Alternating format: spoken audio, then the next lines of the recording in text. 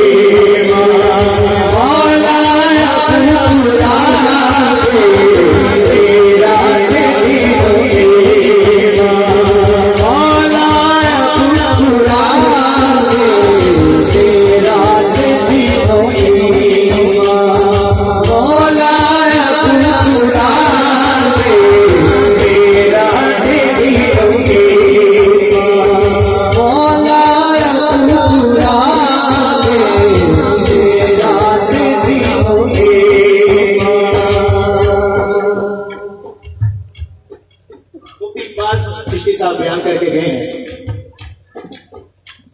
मैंने इनसे एक हदीस पाक सुनी सोशल मीडिया पे।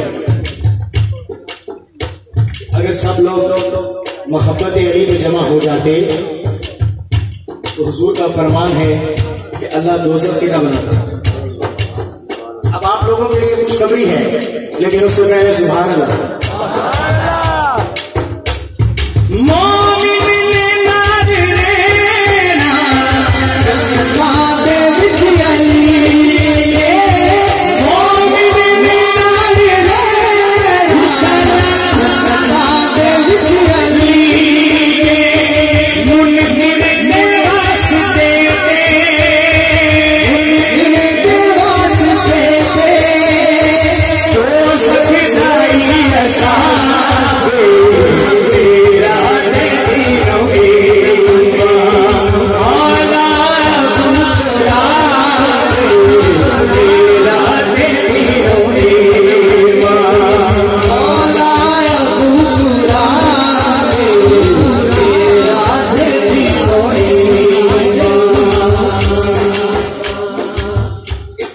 मैसेज भी